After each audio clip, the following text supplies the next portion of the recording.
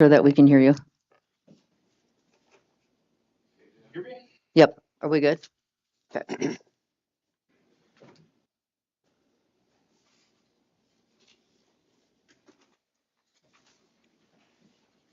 Okay.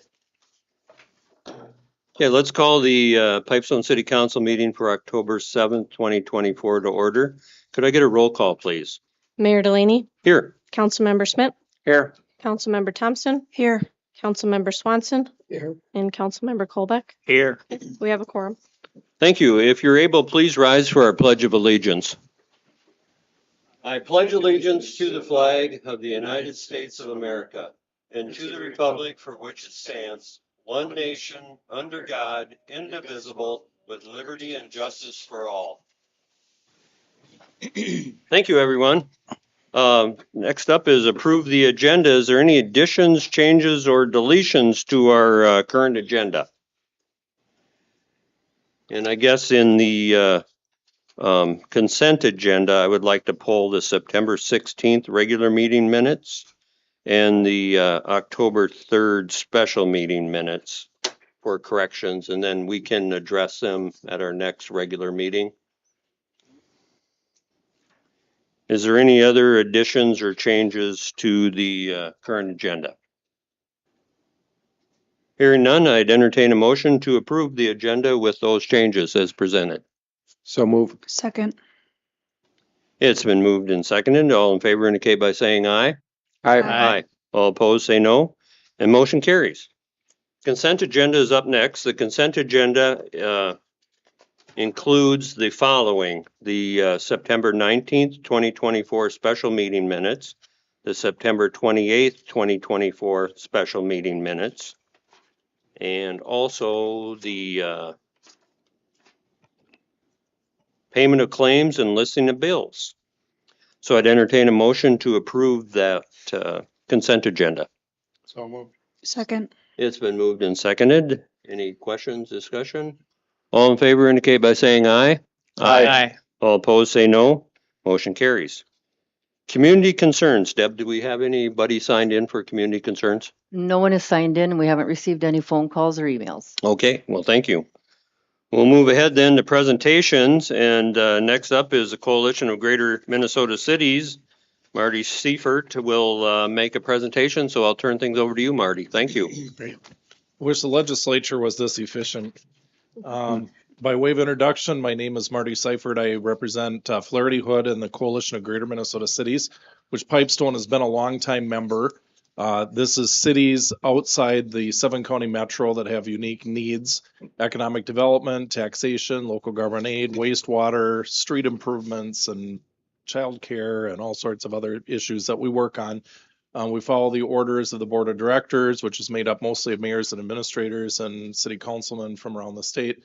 And I'm just here to I come once a year to give a update of what happened at the legislative session. I handed a packet out before the meeting. There's some extras on the back table there, but I'm going to have you pull out just that inside chart that looks like this. It's got a bunch of rectangular boxes in it. And this is just a little bit about what happened, or more probably precisely what didn't happen in the last legislative session. This was supposed to be a bonding year and a non-budget year, but the legislature passed a supplemental budget and did not pass a bonding bill. So they did kind of opposite of what custom and usage has been. So here's the items that were brought forward from the board. On the first item, local government aid and taxes, we had a bill for adding inflation and population adjustment automatically every year. There'd be a kind of a local government aid increase. So you could plan on that increase every year for your budgeting purposes. House, Senate, and Governor were not big on that proposal. And I think the main reason that I heard from lawmakers is that when you're on a council here, you understand if you put all of your departments on automatic increases every year, are you really doing your job? And so I think the legislators said, we may give you an increase in LGA, but you got to come and ask for it and justify it just like anything else. And that makes sense to me. But of course, the board wanted us to try. And so we did have the bill brought forward. The next one was allowing cities to authorize their own sales tax increase under certain circumstances. This would be probably capped at like a 0.5% increase only for capital projects, still be subject to referendum of your voters, just like it is now, except it would take the legislature out of the mix where they have to give you permission to do a local sales tax.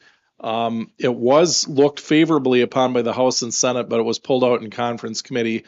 The House tax chair is not big on local option sales taxes, and so there's actually a moratorium on it right now to do any more of those for a while. That's in statute until they kind of figure out how to handle that on a statewide basis.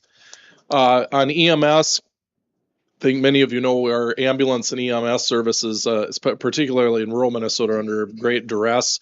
We had a bill for 120 million of one-time relief. We have a lot of cross subsidy that happens.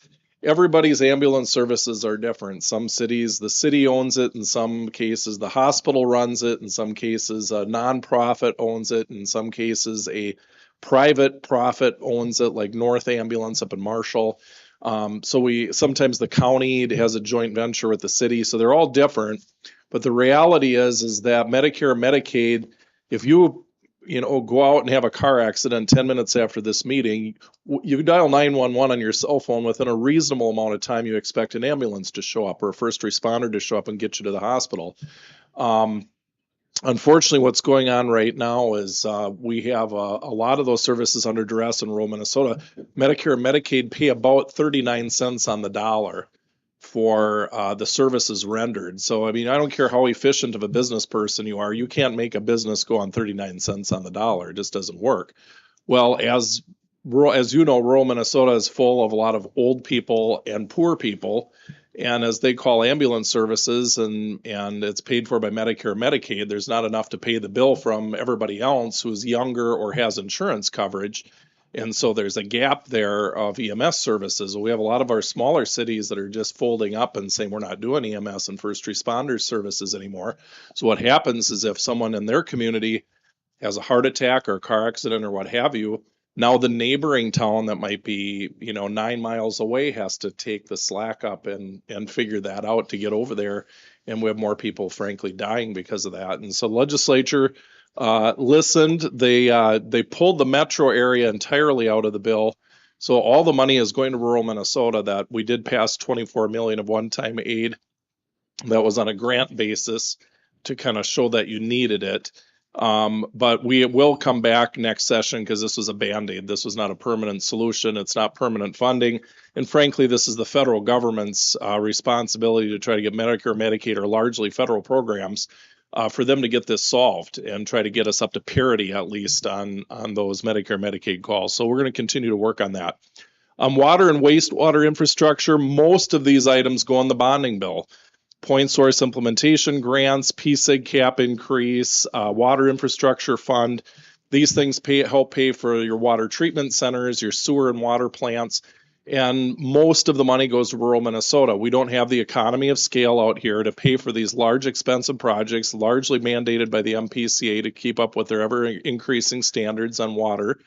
And so, it falls on your lap to increase sewer and water fees if we don't have some of these dollars available to pay for these infrastructure improvements. And so we will come back next year.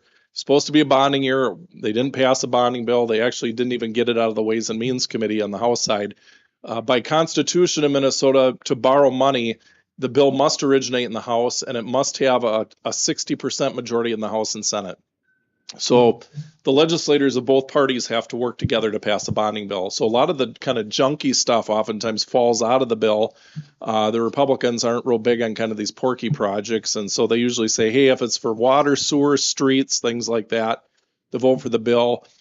Your representative Schumacher has crossed over and has voted for the bonding bill to get some of these kind of water projects and things, Lewis and Clark and different things through. So he does have a good working relationship on bonding with the other side of the aisle. So I do want to give him a shout out that he does work well with the other legislators. On the backside, childcare, housing, economic development, as you can see, there's big X's next to all of those. Funding for the grant program goes in the bonding bill. There's a bill for licensure reform because there's a lot of regulations on childcare that are frankly silly. You live next to South Dakota. They're able to have a lot of childcare centers without all the kind of nonsense regulations that Minnesota has. And so we're trying to give the legislature ideas of way to simplify this, because we keep losing these at-home childcare centers like my kids went to. I'd have 5 or 6 kids with a mom. They're making it tougher and tougher for these people to operate their businesses out of their homes. And so they end up going into these big centers.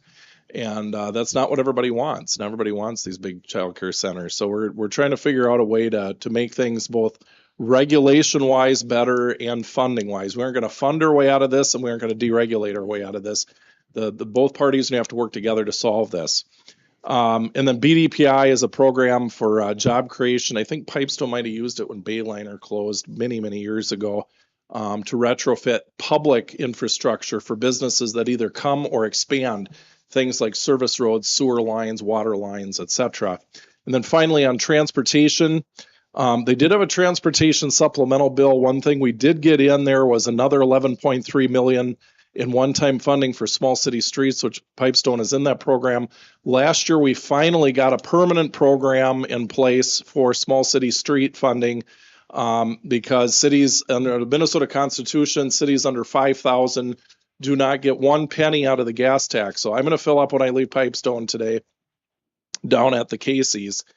And even though you have as many lane miles in Pipestone as, say, Redwood Falls or Morris, which are 5,100 people, because they hit the 5,000 trigger, they get $300,000 to $400,000 of street aid.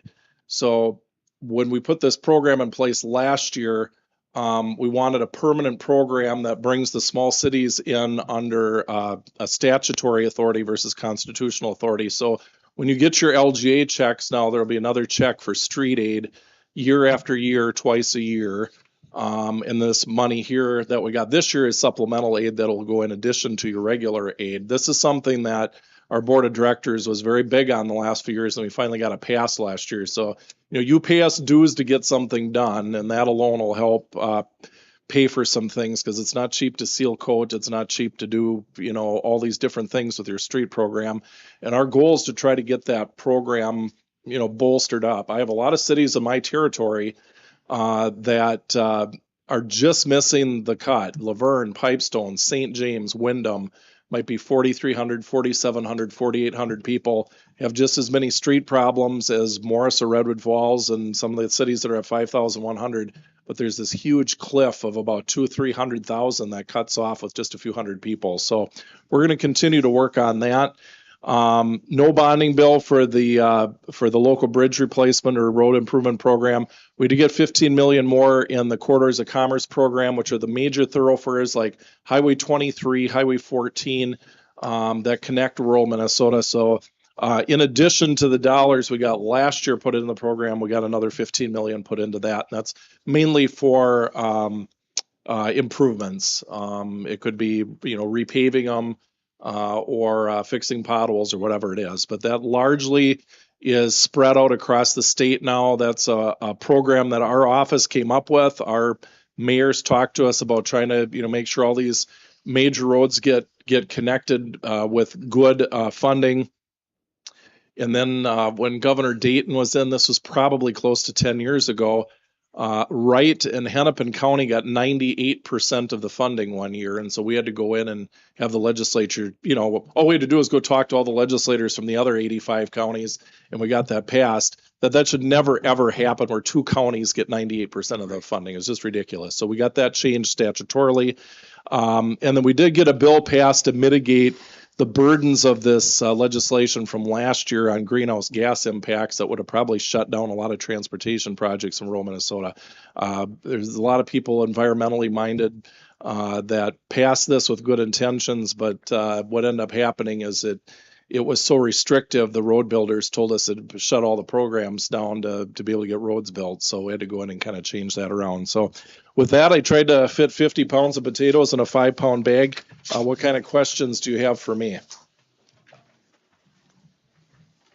Just a comment, Marty. I tell you, they did some good work. There's still some work to be done, but I'm pleased with some of the work that they came across, especially in EMS. The licensing reform on the child care, certainly there is a shortage of childcare in rural Minnesota, and they are the workforce behind the workforce. Without childcare, you don't have a workforce in today's world. Really, with both parents working or single moms or whatever, single dads, you have to have it. And yeah, it's a dilemma. It's more of a problem than just being close to a state that has less reform.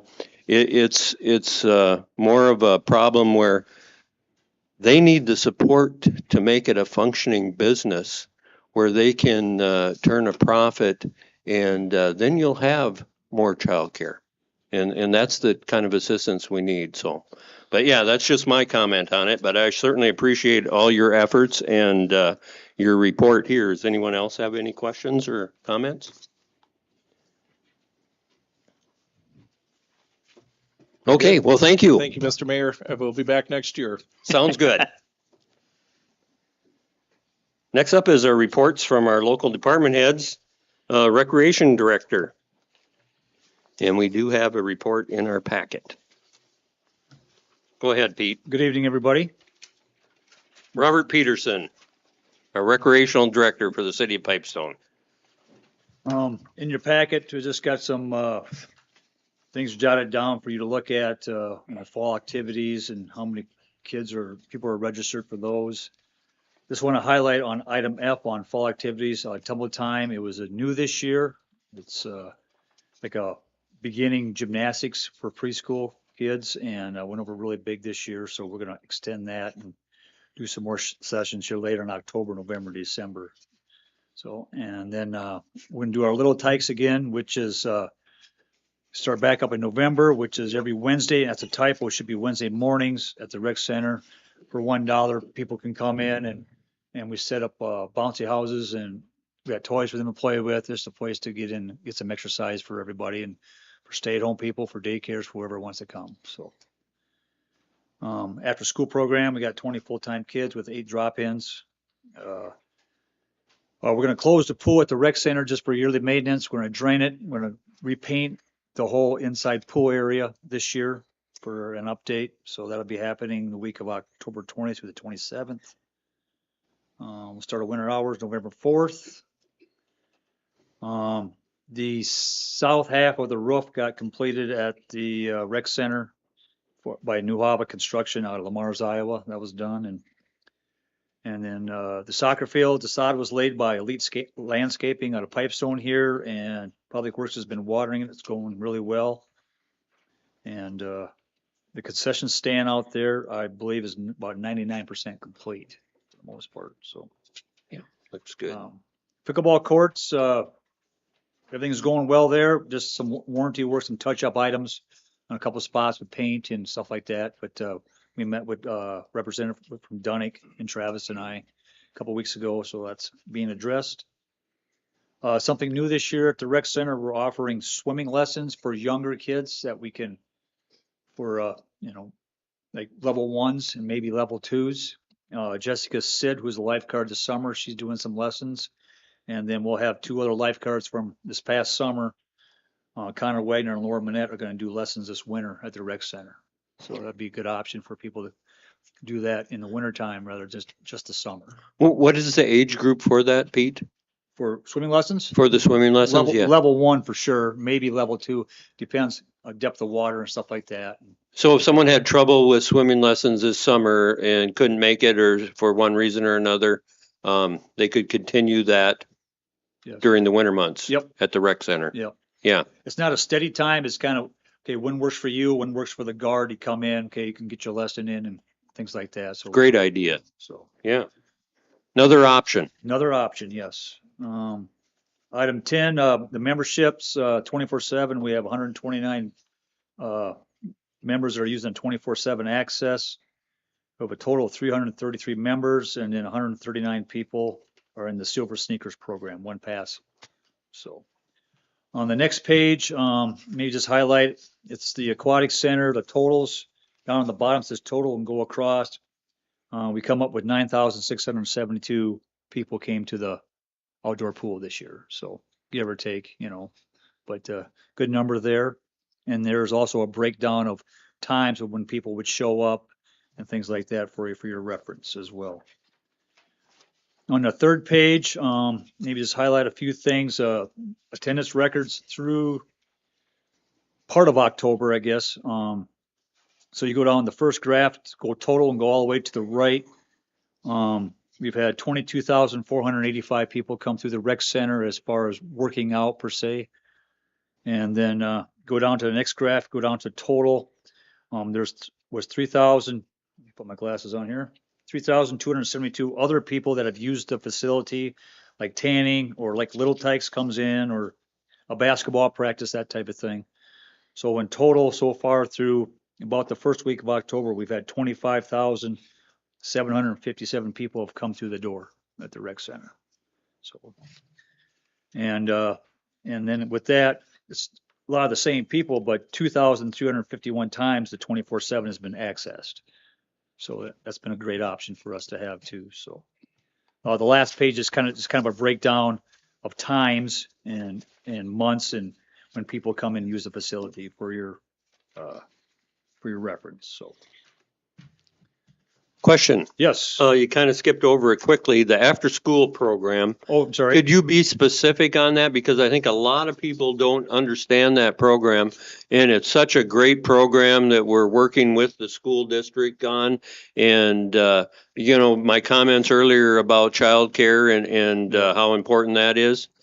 This is an option too for people, and people rely on this. And go ahead and give us some more information on that for the record, Pete. Well, we have Connie Percivis, who ran our summertime fun program, along with some workers from there. They are there for for kids to come in and it's not a daycare per se, because we don't do infants and stuff like that, but it's a chance for people to bring their kids at the school. We use the flex area at the elementary school, the elementary side, the elementary playground equipment and stuff like that. And it's a place for them to do activities, things like that for the kids. So we got good supervision. It's good, responsible people, and it's a good program. So you can drop in too. You don't have to necessarily sign up for the whole time, so. It's a safe option for that time period, from 3:15 till 5 or 5:30 when mom and dad get off work. Instead of the kids going home and sitting there by themselves, there's something they can be doing and with good supervision. So great. Thank you. Yep. So anything else? Good. So. All right. Okay. And then we'll have a Park and Rec Board meeting this Wednesday at the Rec Center too. Oh, good. Okay. All right. Well, thank you. Next up is Library Director, and I do not see her here. Wastewater Superintendent.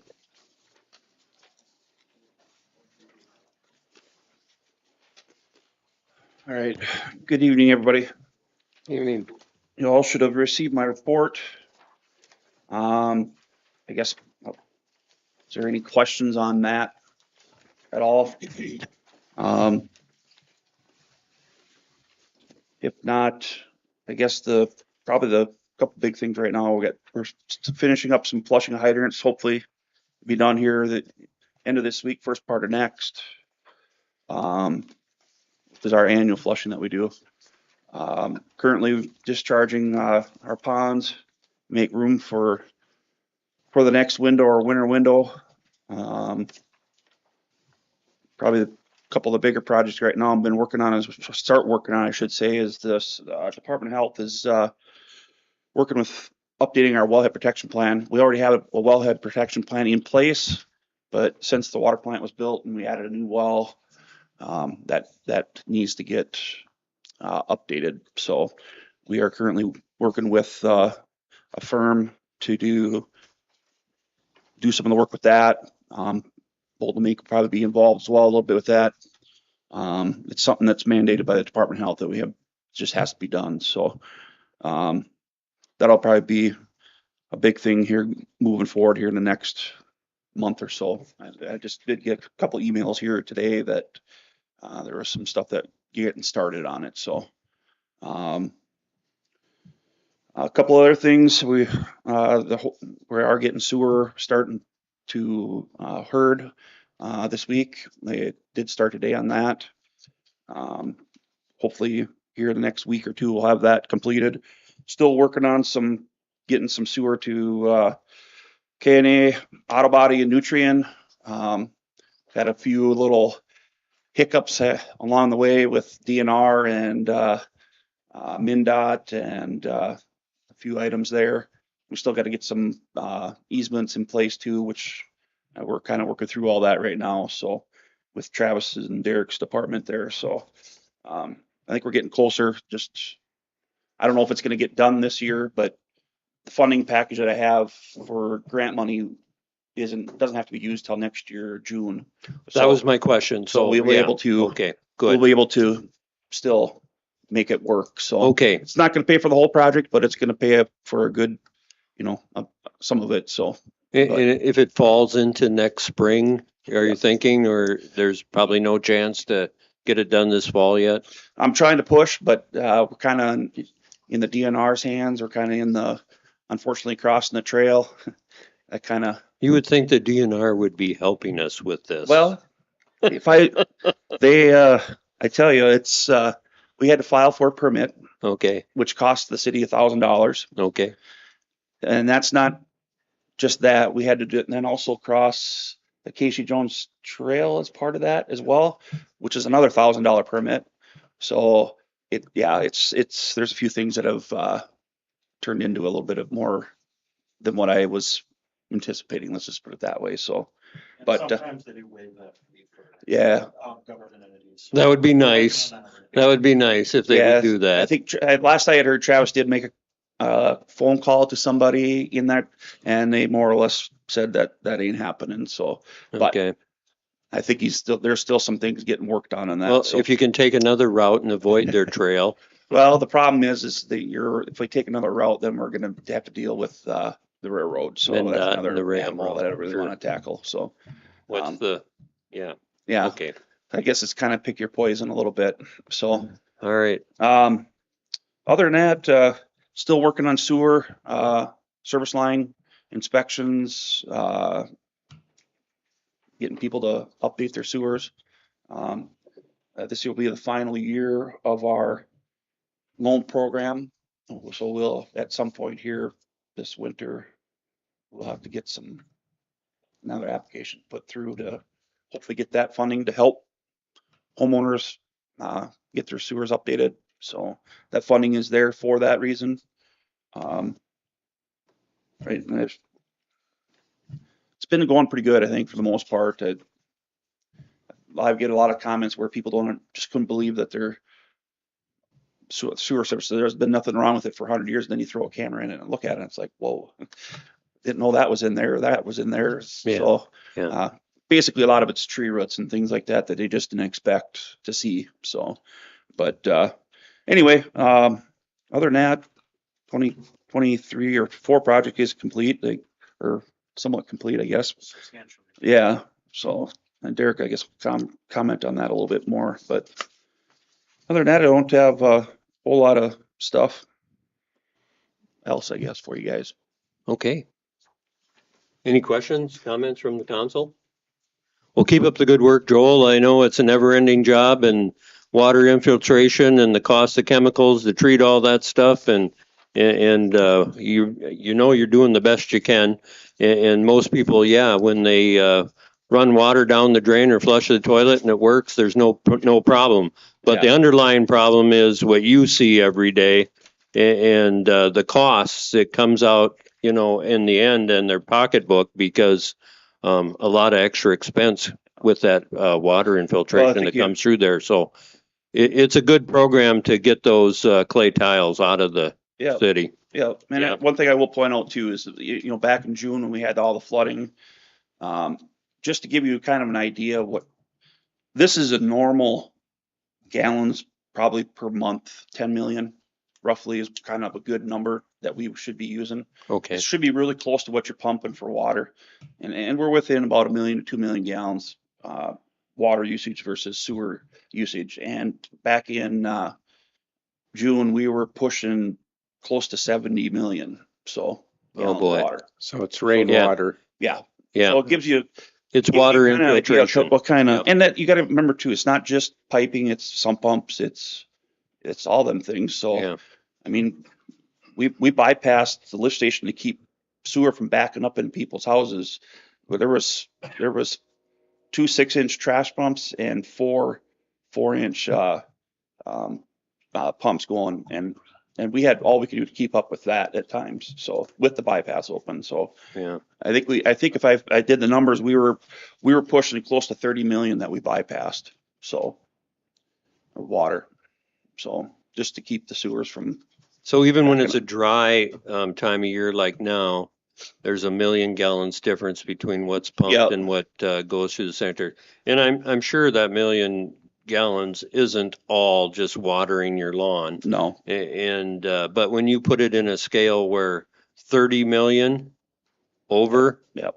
during the wet months, yep. yeah, that's a big problem. And I think everyone needs to understand is the city recognizes we have issues too, but there's still homeowner issues as well too. So Yeah, that's yeah. that's the other part everyone needs to understand. We're spending the money to fix the stuff, but there's homeowners still have their stuff on their end that needs to be addressed as well. So Sure. But- Okay. Yeah, it's a huge problem and there's no easy fix, that's and, for sure. and we're not the only city in the state. So Yeah. it's all over. So Okay. Well, anything thank you, else? Joel. Yep. Thank you guys. Liquor store manager is absent and building and zoning administrator. I don't see him. Okay, public works director. You're up, Mike. Good evening. If you guys had a chance to look through the report, you got any questions on that? If not, I'll just touch on a couple of things we've been doing. I have one question, Mike. Yeah, The new garbage truck, they backed it up another year. the chassis just got to Labrie. I was gonna hit on that. Yeah, our chassis finally showed up at Labrie, which is the company in Canada that puts basically the compactor on the back of the chassis. And I texted Ben the other day, our salesman, and said, well, I got a council meeting. Do you have any good news? Yeah, it'll be here in August. I'm like, It's So- supposed to be August of this year, correct? Originally? it's supposed to be here right now. Like, they were shooting for fall-ish, yes, September, October. So, yeah. But he said, hopefully it'll be sooner. I can't imagine that it takes 10 months. I mean, to throw that on there. I'm not a mechanic, but I think I could even do it in less than 10 months, but maybe there's more to it than what I see. I shouldn't be that guy. It just seems like a long time to be up there. Is that the one where they couldn't find for the longest time or Our what? chassis, Yeah. it vanished and I still haven't gotten a clear answer from anybody on where it's at. So it still might not be it. Well, They sold it to someone Van Dyke's else. have ordered a truck after us and theirs is in service already. Yeah, I'm a little yeah, little that's, disgusted, and it falls into territory too. I can't, Right. I'm a little hand tied on some things where they can shop wherever they want. So, but it is what it is, I guess. I mean, at least the chassis is there and the truck's being produced. But yeah, that's still jaw dropping to me. I had that one highlighted to talk to you guys about. So maybe there'll be a little discount on the end. Yeah, because it's been ordered for what, like a year and a half? or It's something, it's been a little over a year since we pulled the trigger on it. And when you do that, you got to get the chassis built, and I understand that it takes time after that. But when one chassis that got ordered with ours made it, and the other one, our chassis didn't, yeah, I think somebody dropped the ball somewhere, and I don't have an answer for that, and I haven't gotten one from anybody. So it's a little frustrating, but I'm happy that it's there. Right. So, but. good. Okay, So yeah, other than that, we'll just continue with garbage. It's fall cleanup week this week. We filled one truck today is all. It was steady, but nothing too crazy, but it usually is slower in the fall when they actually got to bring it to us, which, What are the hours for that? it's 7 to 7 Monday through Thursday and then noon on Friday. Okay, 7 to 7. Yep, we're running extra hours and it's open from 7 to 7. I have somebody stay there through lunch and then they take over after that and then stay till 7 o'clock. So, use up your garbage bags. Just a friendly reminder, there's not too many left out there, but at some point by the end of the year, I'd like to see them all used up. So that maybe 10 a week we're picking up is all at a few different houses here and there around town. I saw a yellow one out today. I couldn't believe that. I haven't seen a yellow city garbage bag in That's- years. That's an antique. Yeah, I Right about there. tipped over. Should have saved it. So, but yeah, other than that, Okay. couple things at the parks. The new playground, well, I shouldn't call it new. The playground equipment at the old Hill School property is installed. We're not done there yet. I got a few other things that we want to work on, but waiting to get that tornado siren moved a little bit so we can. It's kind of right in the middle of the park. I want to move it over and clean things up so we can add a few more things to that. So It's been used a lot. there's been a already. lot of kids over there. It's Yes. crazy. I'm glad it's there. Being well utilized. So, and we seeded and fertilized the other half of the soccer field. Started last week, finished up today, finished seeding it. Got the one run with the sprinkler on it. So hopefully that takes off and maybe we can save a little money on the backside if we don't have to sod next year. So Good. other than that, anything? You and I talked not too long ago, but just for the record, can you explain the process on dead trees in the boulevard and on private property? And when they get to a point where they become a hazard and what has to take place? As like the boulevard trees, Boulevard trees and trees that are city trees. right. And if I see those, I'll X them. And I just basically I do a courtesy knock and say, hey, you got a pretty bad tree. We're going to come take this down, grind the stump, clean it all up. And people normally don't say too much about them. There are trees. Basically, we can do what we want, but as a courtesy, I just keep them in the loop. It's a lot easier than coming home and trees gone and have to explain that. Private trees, I am the only certified tree inspector we have, so I go around and if I see a dead one, I can go in there and mark it. Then there's a letter that Deb works with me and we send it out to the homeowner. And is it 30 days, Deb? They get 30 days from receiving the Okay. letter. They have to take that down. Which So- isn't much time to get somebody there to take it down if you can't do it yourself. right. But it is a process, and that's Mhm. why I wanted you to explain Yep. it, that, if someone complains about a tree that's dead in a neighbor's yard or something, it's a process you have to go through. You Yep. just can't come in and take it out. You're right. Yep. So And if anybody sees anything, they just got But to if- call City Hall or. if it's an imminent threat to somebody's home or something, yeah, then I think you could do something right away, but But if I will, to add to that, yeah, we give them the 30 days because if we give them more, then they can tend to just put it off and not get it done. right. But they do call, we work with them. Mike and I both have worked with them and Mm-hmm. they're very good about it. Give them time to at least call the tree trimmers that are licensed within the city of Pipestone and then they get that set up and then we know that they're taking the tree down. Do you Okay. do that? So- Does the city do that for a fee also on Exactly. private property? No. Take down the trees? For No? liability reasons, we Okay. can't do that. We cannot do that. And I know there's one in town that we've been working with and Excel's supposed to come in and give them a safe work zone. And now with all the stuff in Florida, I Yep. doubt that they're gonna come in anytime soon and get that down. But But everybody else So- we're working with, Yep. they've already got it scheduled.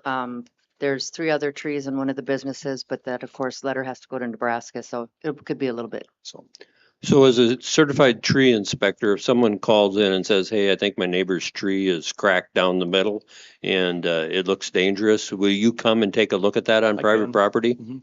Okay. Yep. So that's a service that we provide also, city level. yeah. Good. Okay. So All right. it's a super fun class on a Friday if you guys want to come with. Oh, is there? They're coming up this Friday, huh?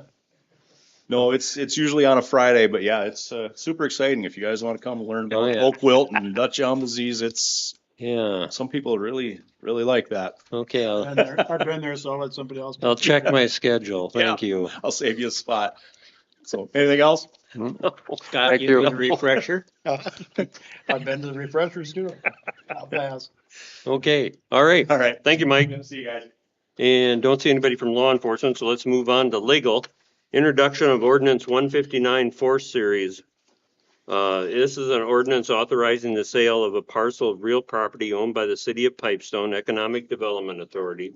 This, ordinance is in need to sell the lots 7 and 8 in Hubbard's Brother Edition to the EDA for the sum of $1. Previously, the city sold lot 9 and part of 10 to the EDA, which is the location of the EDA project house at 622 3rd Avenue Southwest. However, the city later acquired lots 7 and 8, and a garage was built on the lot that is now attached to lots 9 and 10. Therefore, this process is necessary to combine the 4 lots and have them all under the ownership of the EDA so the property can be sold. This ordinance will be up for council consideration during a special meeting planned to be held on October 11th. So we would need an introduction of ordinance 164 series, or I'm sorry. Yeah, introduction of ordinance 159 4 series. And I would so move that introduction. Introduction of ordinance 164 series, and that is an ordinance repealing the prohibition of the sale of edible cannabis products in the city of Pipestone. This ordinance repeals ordinance 149 4 series that was adopted by the city council on August 21st, 2023, and will allow for the sale of edible cannabis products within the city limits of Pipestone. This ordinance will be up for council consideration at the next regular city council meeting on October 21st. You said, I just make just a slight correction there, Dan. You said cannabis products, it's cannabinoid. Cannabinoid, That's the lower potency. two separate Two items. separate. Thank you for Yep. pointing that out. Yep. I didn't want anybody to think that we were repealing the cannabis ordinance. So this is the cannabinoid. This is the THC drinks, the edibles. Yes. So it just needs to be introduced. We're just I'll repealing move that ordinance. introduce ordinance 164 series. So we have that introduced. Thank you. Engineering, 2023 Street and Utility Improvement Project, pay request number 11. City Engineer Winter is recommending that the council approve pay request number 11 in the amount of $506,259.75 to be paid to Holstein Excavation Inc. for work completed on the 2023 Street and Utility Improvement Project. And we could have an update on that project right now. Be happy to. Well, as you can probably see, they wrapped up the surfacing work here over the last month. Most of this payment is driveways, sidewalks, and the remaining intersections that were completed since they did the mainline paving last month. Things went pretty well. Looks like they're seeding down as well. And then also tomorrow, we're planning on doing a walkthrough with the contractor to get started on a punch list and get that knocked out over the next month. Okay. So entertain a motion to pay request number 11. I'll make motion to pay request number 11. Second. It's been moved and seconded. Is there any discussion or comments? I guess I just, I'm impressed with the work that's been done. It looks like a very, very nice street project.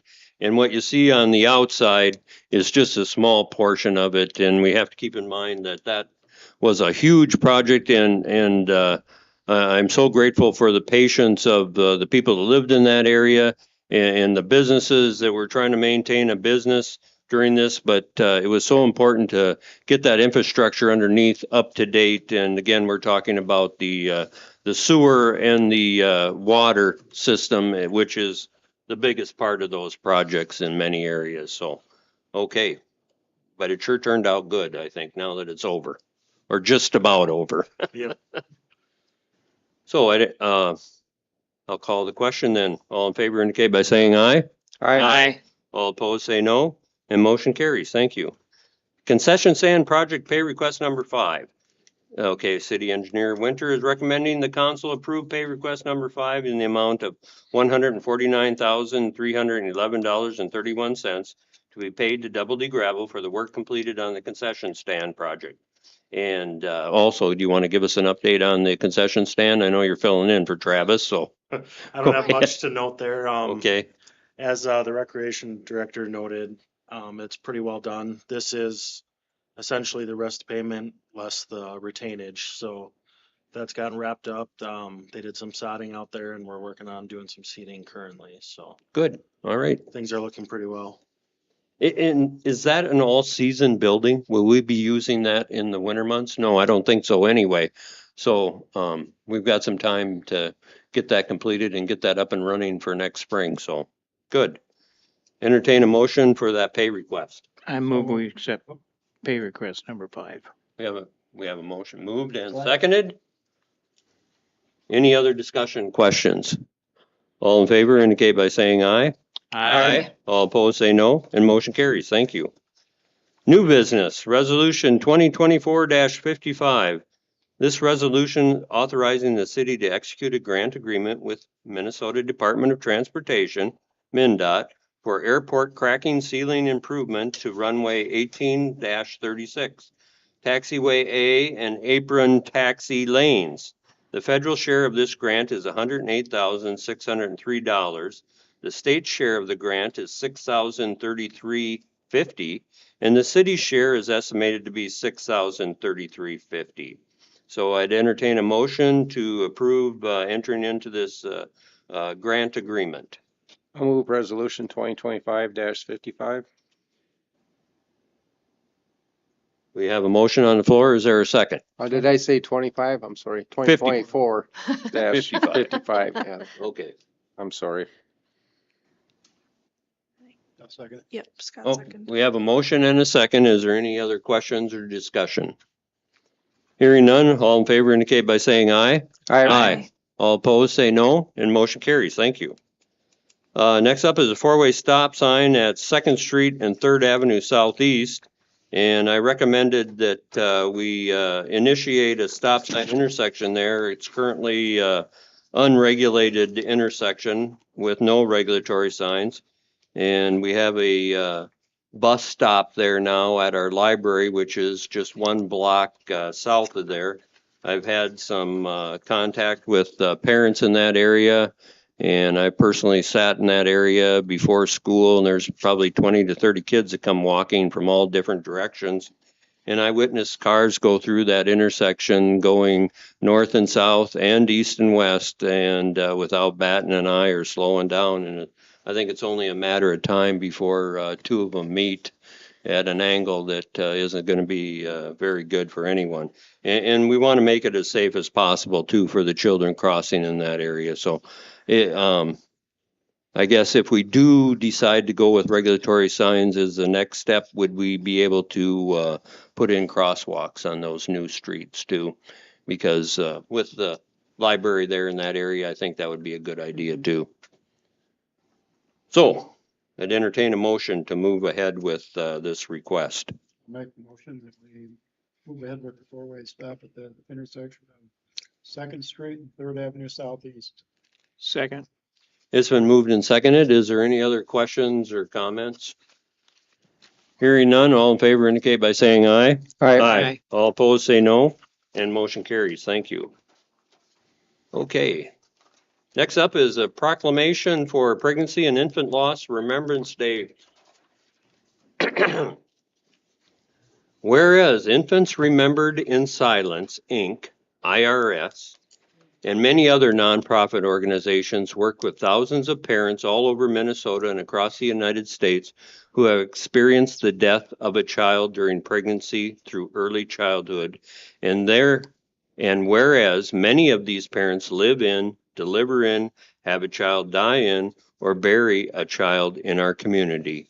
And whereas Infants Remembered in Silence, IRIS, a 501c3 nonprofit organization, was founded in 1987 to offer support for parents whose child or children died from miscarriage, apodic pregnancies, molar pregnancies, stillbirth, non-natal death, birth defects, sudden unexplained death of a child, SUDC, and sudden infant death syndrome, SIDS, illness, accidents, and all other types of infants and early childhood death.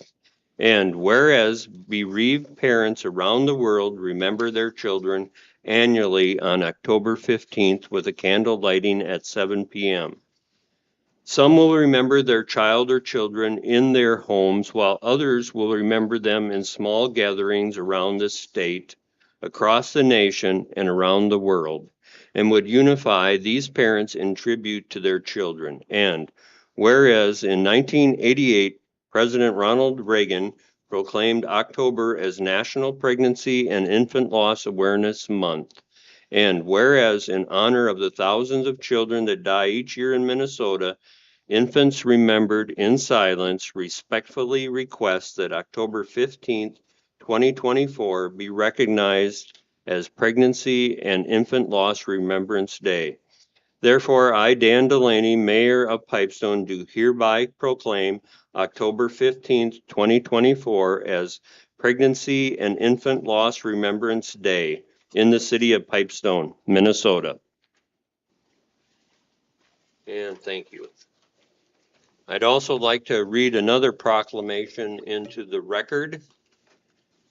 Whereas the city of Pipestone recognizes the occupation of indigenous homeland for the building of our cities, and known indigenous nations have lived upon this land since time immemorial, and values the progress of our society accomplished through and by the American Indian through culture and technology. And whereas the city of Pipestone understands the importance of closing the equity gap between and by government entities, organizations, and other public institutions, and to encourage change in policies and practices to better reflect the capabilities of American Indian people and recognize their indigenous roots, history, and contributions. And whereas the city of Pipestone supports education, which provides an accurate historical record of the discovery of the United States of America, and whereas the city of Pipestone has a strong history throughout the years of supporting the American Indian community and its citizens, advancement in our current society, and whereas the city of Pipestone shall continue its efforts to promote the well-being and growth of the local American Indian community and indigenous communities, and whereas Indigenous Peoples Day shall be used to reflect upon the ongoing struggles of indigenous people on their land, and to celebrate the thriving culture and value indigenous nations add to our city. Therefore, I, Dan Delaney, do hereby proclaim October 14th, 2024 as Indigenous Peoples Day in Pipestone, Minnesota. And I encourage other businesses, organizations, and public entities to recognize Indigenous People Day as well. And I'd just like to point out that American Indian people is a term that's used from many, many years ago. And basically, the first treaties use that language. So it's a legal term, but it's not a preferred term in today's world. These are native people of these lands, and that's the way they should be addressed, as native people of the lands. And so I just wanted to read that into the record as well. So thank you on that. That will conclude our agenda for the day.